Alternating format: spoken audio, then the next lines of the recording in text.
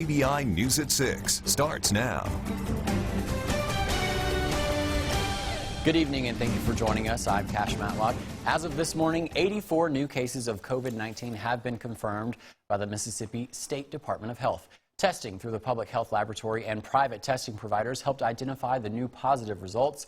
5 new deaths have been confirmed in DeSoto, Lee, Perry, Sunflower, and Tippah counties.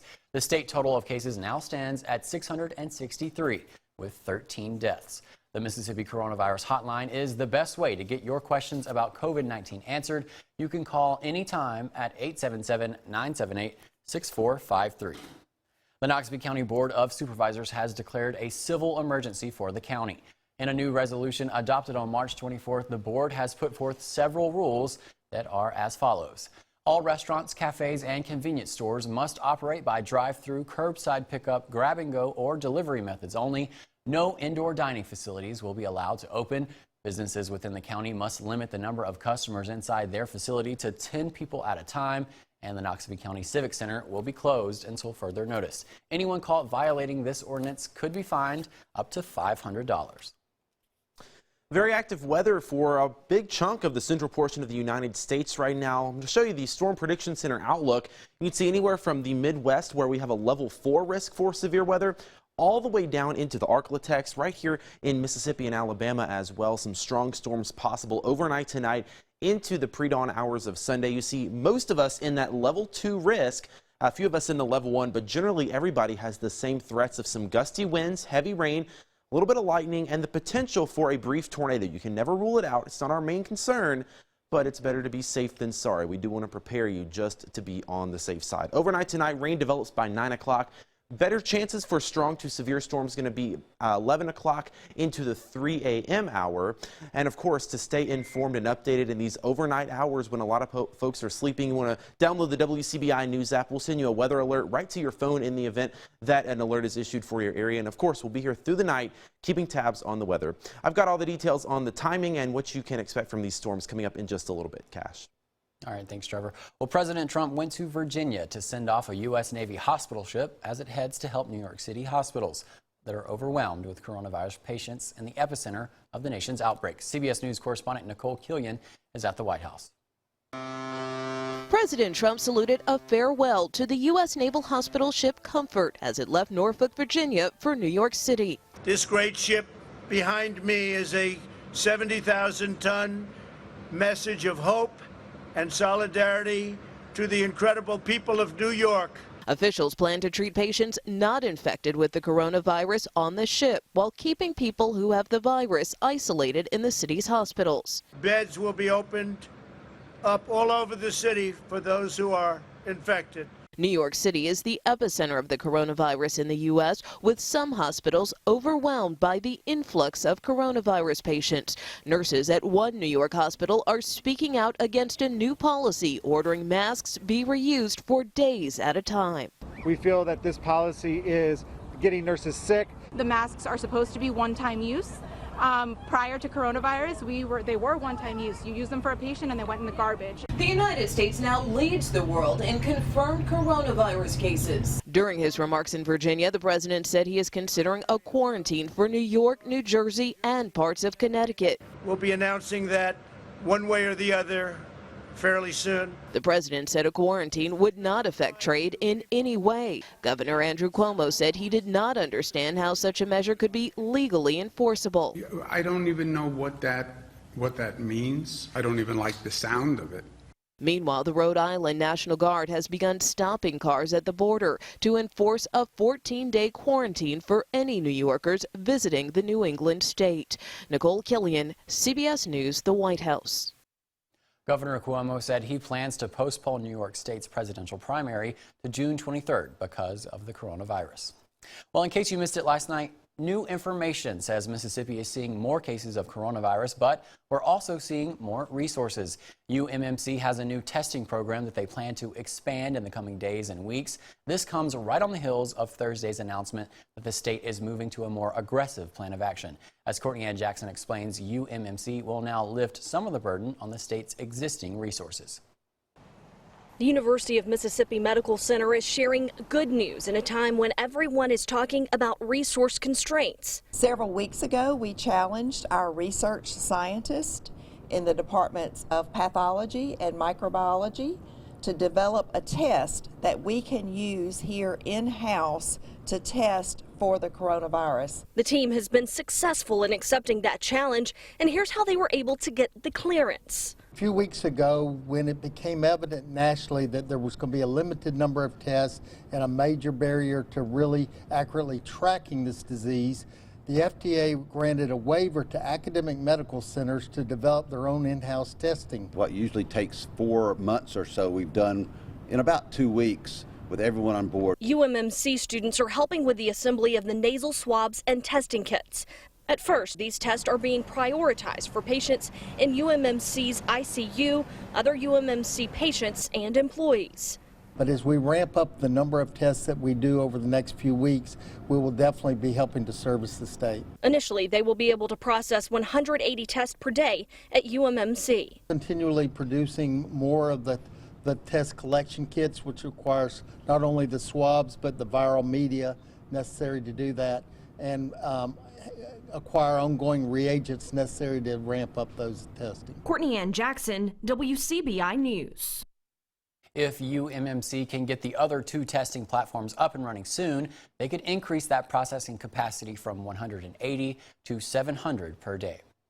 The city of Starkville is activating a phone line that citizens can call if they have needs. Mayor Lynn Spruill posted on Twitter Friday morning that the hotline will be manned Monday through Friday from 9 a.m. to 4 p.m. Callers will be able to get information about services and resources that local churches are providing, like food, counseling, delivery, and yard care. That number is 662-323-4813. A murder suspect is behind bars in Prentiss County today. Just before 6 o'clock Friday afternoon, officers received an emergency call from the Altitude community. Deputies were on scene within minutes. Once on site, they found the body of a 21-year-old male victim. During their investigation, deputies were able to identify a suspect and recover the weapon used in the shooting. Officers believe the suspect left the scene in a silver Chevrolet Impala and threw the murder weapon out of the window on a county road. The suspect then left Prentiss County and rented a motel room in Tupelo. Investigators traveled to Tupelo, and with the help of Tupelo PD and SWAT, they obtained a search warrant for the motel room and were able to take the 18-year-old suspect into custody. The suspect has been transported back to Prentiss County. The incident remains under investigation. The body of a missing Starkville man is believed to have been found. Investigators with the Oktibbeha County Sheriff's Department say a person was found in the woods near Skinner and Oktok Road. The person is believed to be Mr. Abraham Potts, a 69-year-old man who has been missing since March 6th. The body has been sent to the Mississippi Crime Lab for identification. The West Point Police Department needs your help in finding a missing girl. The department took to their Facebook page earlier today to announce that 17-year-old Jakayla Carruthers is missing and has possibly ran away. Police say she's 5'5" and weighs about 130 pounds. She was last seen with long hair, wearing a yellow shirt and light denim jeans with rips in them. Police say she was reportedly last seen getting into a gray Ford Mustang. The driver of the vehicle goes by the name of Huncho and may be from Columbus. If you have any information, please contact the West Point Police Department. Well, with children in Mississippi out of school until April, area teachers have taken it upon themselves to keep in touch with their students from a distance. Friday, dozens of teachers and administrators from the Aberdeen School District stopped traffic as they paraded through the city streets for the second time this week. Now, their message was a simple one: we miss you.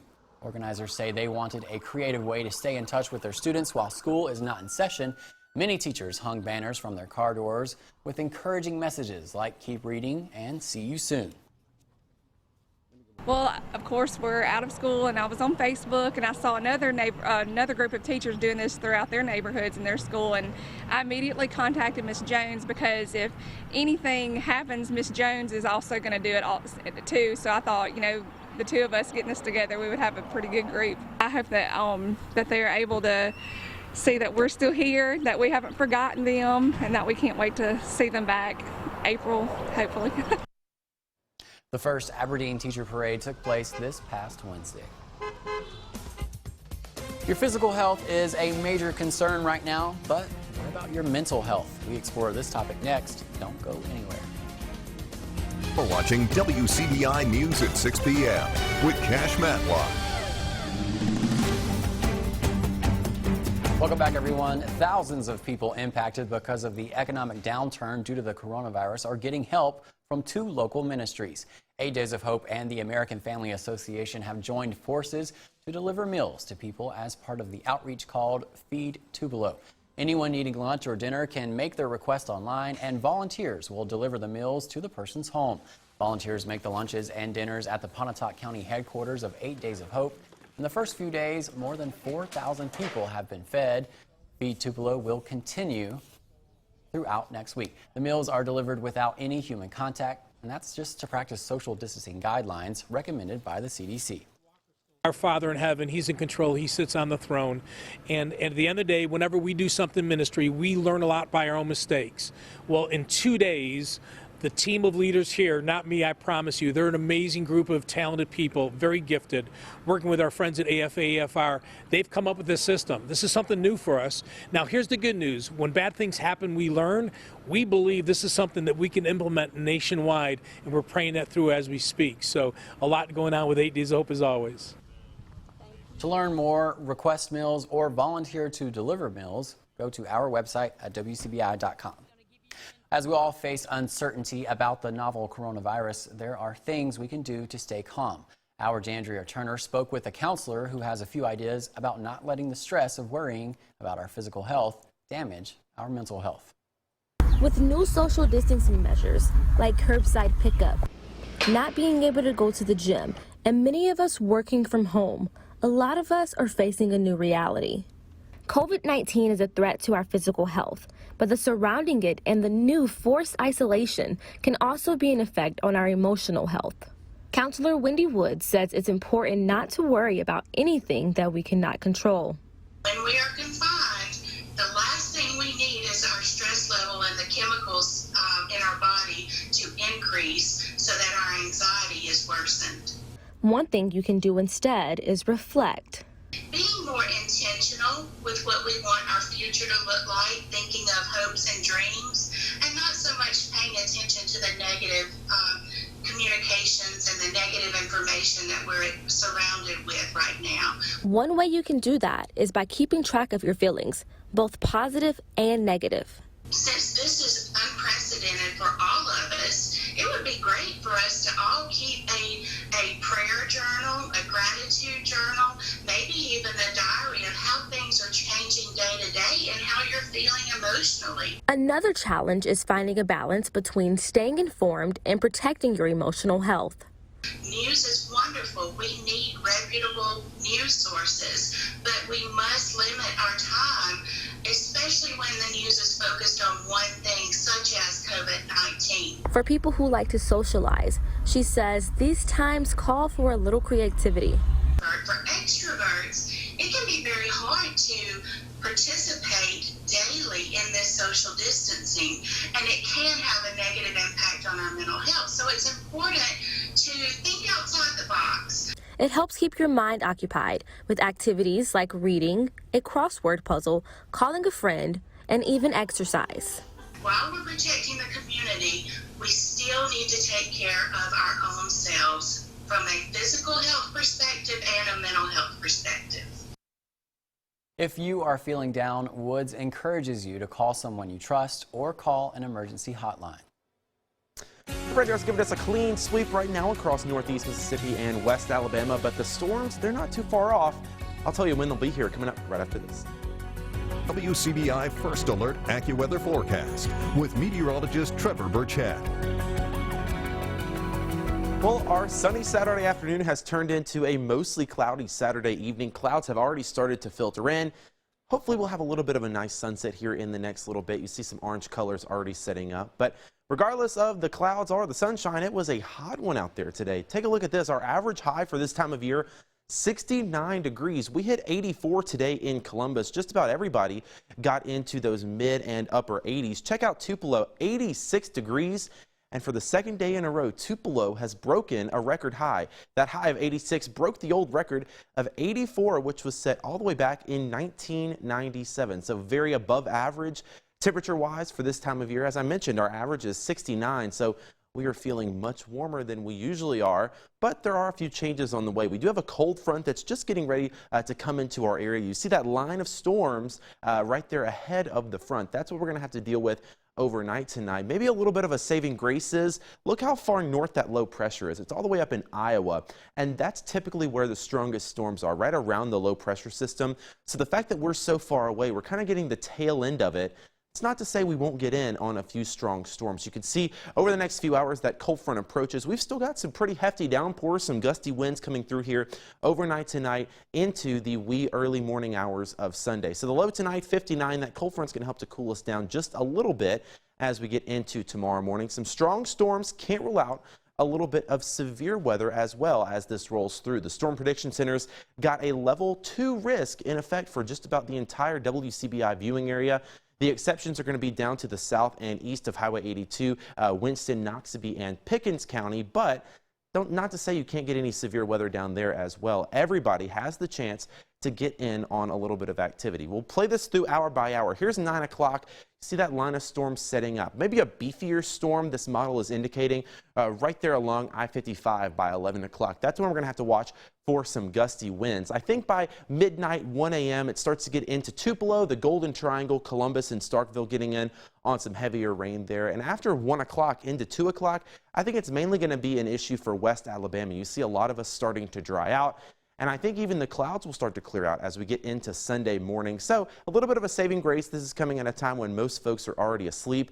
So you'll get to enjoy your Sunday, take a walk or get some fresh air outside. But that's also a catch-22 because when people are asleep, they don't get the weather alerts they need. So our biggest threats for tonight, gusty winds with those strong line of storms. Can't rule out, though, an isolated tornado in a spot or two. The ingredients are kind of there. It just depends on if things can set up or not. I don't think that's our main concern. Don't want you to go to sleep freaked out, but it's certainly possible, and you need to have a way to get that weather alert to wake you up just in case. We want to play it safe and be on the safe side. Of course, we'll be here monitoring it all night, and we'll update our social media and come on the TV side of things if the situation warrants. The good news is Sunday looking pretty nice up into the mid-70s, just a little bit cooler. Monday looking pretty nice as well. We've got some showers Monday night. That's going to lead us into our next storm system early Tuesday morning. You're going to wake up to some showers and storms out there. Good news is no severe weather expected out of that as of right now. We'll continue to monitor. Sunny skies return for Wednesday and Thursday with highs back to near 70. Something to sing about. When we come back, more on a Jackson woman who's cruising through the Belhaven community and entertaining her neighbors. Stay with us. In times of need, many people turn to the arts for a sense of comfort. WJTV's Anna Farish has more on how one Jackson woman is giving her community something to sing about. Christina Spann, now known as the Neighborhood Serenader, is rolling down the streets and singing a new tune.